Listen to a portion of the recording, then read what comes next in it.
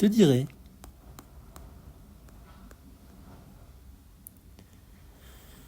Je te dirai le miel dans la langue d'Estelle, et puis la poésie dans une langue amie. Je te dirai le sel dans la langue d'Angèle, et le souffle des vagues dans une langue vague. Je te dirai au pif dans la langue évasif, et le petit bourdon dans la langue du con. Je te dirai aussi dans la langue d'ici, et le pot de moutarde dans la langue qui tarde. Je te dirai surtout dans la langue des fous. Et puis le pot de colle, c'est dans la langue d'Oyle. Je te dirai agis dans la langue de vie. Je te dirai le père dans la langue d'hier. Et je te dirai même dans la langue qui aime. Je te dirai ces choses avec la langue rose. À la prochaine fois dans la langue des rois. Goodbye, see you soon dans la langue des clowns. Et hasta la vista dans la langue rasta. Et à la revoyure dans la langue qui dure. Je me dirai enfin dans la langue des mains. Je me dirai sauvé dans la langue des pieds. Tu me diras poète dans la langue de tête. Nous dirons alors dans la langue du corps. On dira ben dis donc, qui diront. On nous dira bonjour en respectant l'amour.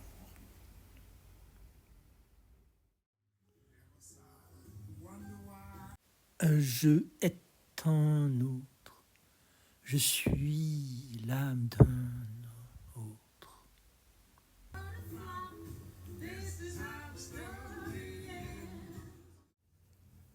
Discours solennel d'intronisation au sérail.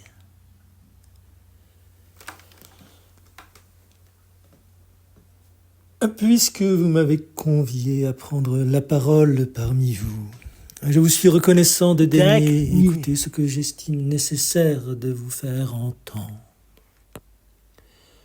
Ici, à votre sérail, messieurs les pessimistes, l'avantage de l'obscurité artificielle, ces lumières basses, la profonde componction, l'amer silence, la gêne cultivée, n'a pas l'inconvénient de manquer d'humidité, de moisissure, de lente décomposition, de ces germes du remords qui font le lit de l'évitement, de la déception, de l'inconfort et de l'absence, du deuil finalement, où l'absconse surdité retourne poussière dont elle ne serait pas venue si une erreur ne l'en avait forcé.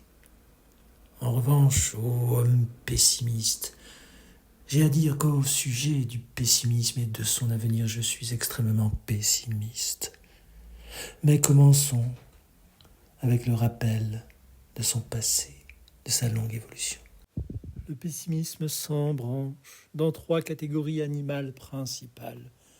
On le sait, les amibes en sont la première. À l'honneur de ces lointains cousins, je dirais qu'ils sont restés proches parents par la riche complexion de leur flasque volonté. La deuxième famille du pessimisme est celle des insectes. À nos yeux, ils ne sont pas tant éloignés des nôtres que grouillants et si nombreux qu'ils répugnent à ce cénacle. Car si les pessimistes pullulaient ainsi parmi les hommes, il n'en resterait d'ores et déjà plus un seul. Des insectes, on peut vanter les richissimes systémies de leurs ordres sociaux multiples, la hiérarchie, le labeur et la modestie. Singulièrement, je tenais à saluer l'ordre mondain des termites. Voilà chose faite, venons-en à la classe qui nous préoccupe, les pessimistes spécialement hommes. T'as dit ? Perso, si je devais apprendre et rechoyer, c'est en poésie de France que je me ferais. Projet d'avenir. Bonjour monsieur, bienvenue à la Banque des projets.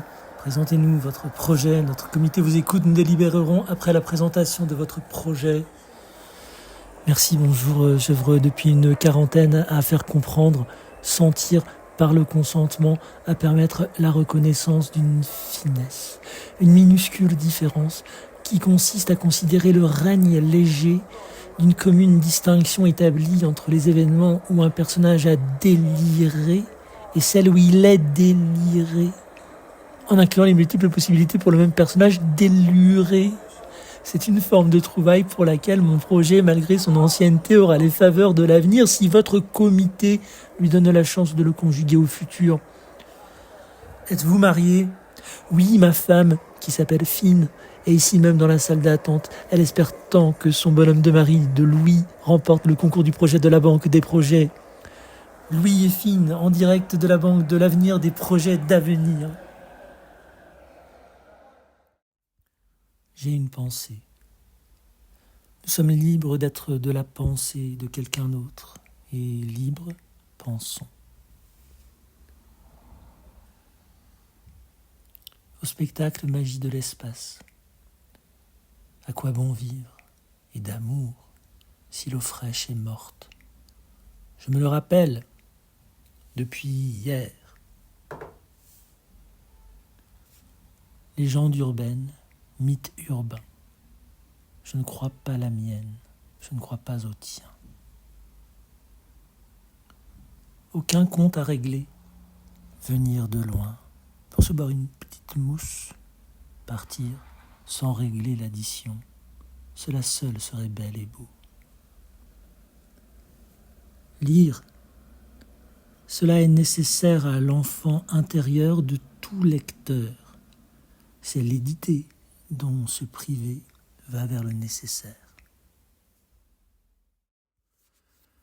Au nom du devoir qui va m'obliger bientôt à soumettre l'humanité à la plus difficile exigence qui lui ait jamais été imposée, il est de mon devoir de lui dire ici qui je suis. Je suis Davina Ritter, aux yeux du moins des autres. Moi, je suis qui tu sais, et tu sais qui je suis, mais l'apparence entre nous étant aux yeux des autres, toi, ma sœur, moi, ta sœur, je me dois de l'observer. On peut vapoter ? Ouais, quoi ? 1 minute de silence, voilà, merci.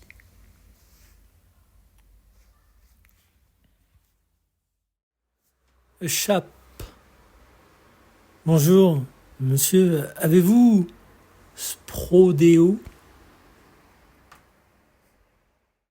Vous avez la moule de la moule ? Et le roi le lyre ? Ah Dieu, oh mon Dieu, quel enfer ! Les tiens, tes mots, de quelle marque ils sont ? On a les mêmes mots en commun, mais ils sont de quelle marque les tiens ? Gare aux contrefacondes.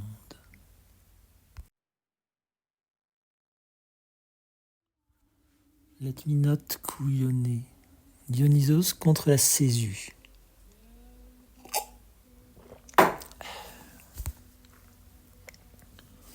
Ces gens étaient sonnés, harcèlement, parents, mais ils tuaient la foi. Ils n'étaient pas, mais pas du tout désadaptés. Et si je n'étais pas David Nietzsche, ils seraient tous morts.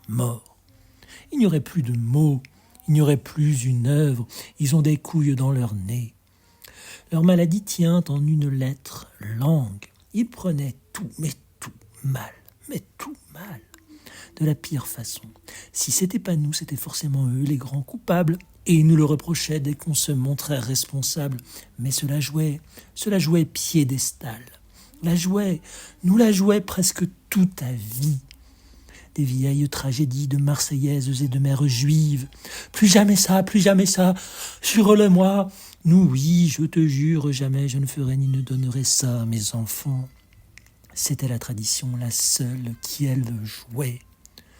La journée se passait, mais ouais. Puis leur morale nous frappait le soir, et comme un fait exprès, c'était le dégoût, la morale et la perturbation des fins du fond. Seule la nuit, la vie de l'amour et les draps, solitaires, pouvaient nous guérir de l'enfer et supporter, en l'oubliant, laver leur crève-cœur. C'était comme si des athées, pendant 1000 ans, avaient fait des enfants et qu'au bout de ce bout, les derniers des parents innocents, sans leçon et sans goût, nous assommaient de morale et d'écœurement, tabou, rien que pour une bouteille de vin vidée. Celle qu'ils nous refusaient quand on était sur la croix, mort, asphyxié, Pendant ce temps, ils étaient sur leur gentiane, la Suze à 15, et de 15 degrés, nous à 13,5, au vin rouge. On s'était bien marré. Mais il y avait cette bouteille, une seule, et c'est si peu d'ici, tandis que la Suze et la gentiane, on la cultive ici, tu penses bien. Le burger et le doux cola, c'était estampillé bien d'ici, mais le vin non, jamais. Tant de millénaires l'ont pris, que c'est un emmerdement de plus. Un souci qui ne tient pas le soir. On devait s'emmerder sans cesse, et que passe l'histoire. Eux, ils allaient mourir avant nous. Quelle trouille. N'était-ce pas normal, pourtant. Pourquoi nous seriner le cœur et la vie pour tant de modestes vins, pendant qu'eux se bourraient la gueule à la Suze, mais enfin, à nous rendre malades et à chercher si mal la confiance et la vérité dans l'animal, en l'homme qui ne demandait que la paix juste. On est fou si l'on croit qu'on est mieux qu'être un buste de morale et rien n'est pire au jeu de la société qu'en être les chiens. Des heures et des heures ici, resoignés, sans ça je serais resté mal jusqu'avant de dormir. Il est assez étrange, en se sachant guéri de jour en jour, grâce au sommeil, à la pensée, à l'amour vrai, à l'esprit saint, c'est étrange de rester l'objet d'une morale, œuvre, du rendre l'autre fou, et malade, et ouvrier manœuvre, et bête, sans donner du métier aux intellectuels, de la vie aux poètes. Et qui saturait? Qui saturait? Qui saturait? Qui surait? C'était la vie, la mort et la littérature à des antilangues français. L'air à 6 ans. L'air à 6 ans, là, grâce. J'en eus assez de ces vieux et ces vieilles dégueulasses, vieilles gens, vous tuiez tant la fois que je dois crier plus jamais ça, plus jamais ça. Je n'ai jamais vu quelqu'un de plus combattu que moi, excuse-moi.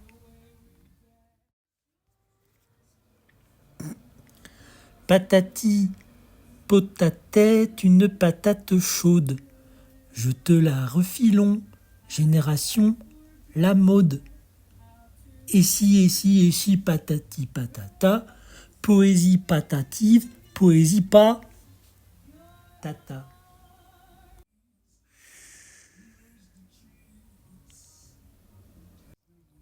Si, ça manquait. Pour l'anoblissement d'avenir, à propos des gens médisants des autres qui n'ont pas pu venir, peut-être parce qu'on sait des années de médisance et critique. Parenthèse. L'acquisition d'un ton, suffisez-vous d'en lire. Chapitre 1er, libre. Supérieur, l'avorton. Supérieur, une style. Supérieur, et la mèche. Supérieur, eau de sèche. La tournure est facile.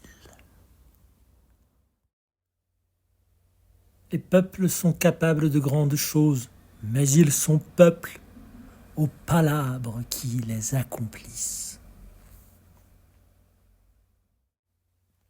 J'ai calé, étonné, au tournant, étonnant, d'un poète.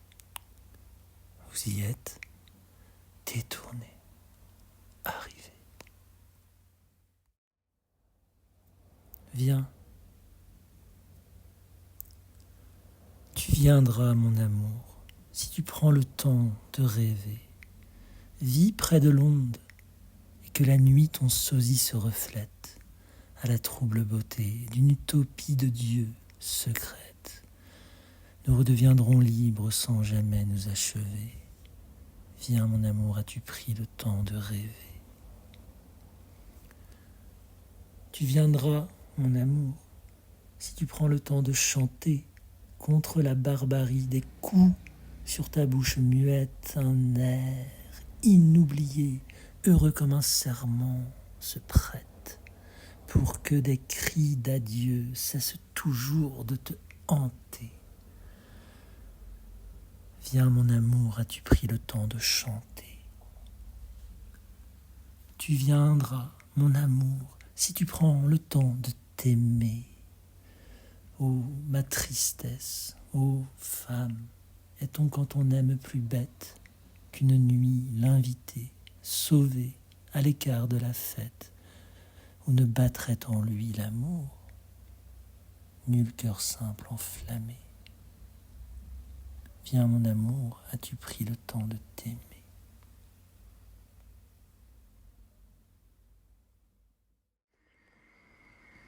Nous recevrons le gîte en revenant sur terre, dans le chant silencieux de la vie sénescente, dans l'apparent repos d'une folie naissante, nous donnerons le gîte aux porteurs de mystère.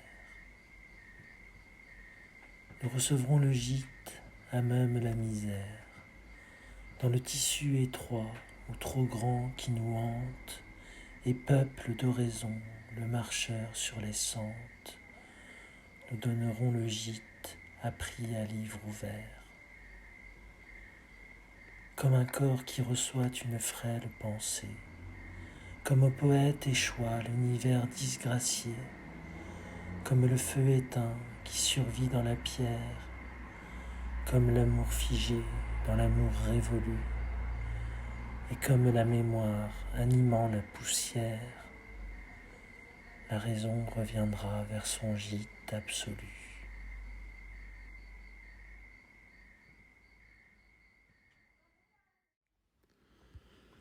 L'anthropologie à la ferme, voulez-vous que je vous dise, la ferme est, oui, humaine. À terme, la culture ailleurs est permise. La réduction Francis-Françoise que vous exigez longuement sent le méchant et sa pantoise. J'ai un copain qui vous dément. Mais quelle est votre thèse? C'est la ferme, et je l'ai trouvée. La ferme est humaine et française, la culture y est bien couvée. La ferme se referme et s'ouvre comme une boîte et comme un cœur. Ce n'est pas le musée du Louvre, c'est l'art et la vie au labeur. J'ai mangé celle que j'aime. J'aime de loin. Elle est bonne. Ai-je un goût? L'amour et le besoin. Sa personne, je l'aime, est belle aussi, beaucoup, sous un porte-prénom. Et elle n'est pas dans le coup. J'ai mangé la personne, c'est ça. Je la sens dans ma bouche, ma langue et en l'âme, à l'instant. Ma bêtise, c'est pas ma faute trop beaucoup. Les tauris sont partagés, une folle, un fou. J'aime aussi son amour pour Dieu et tout, même aussi pour les autres humains, par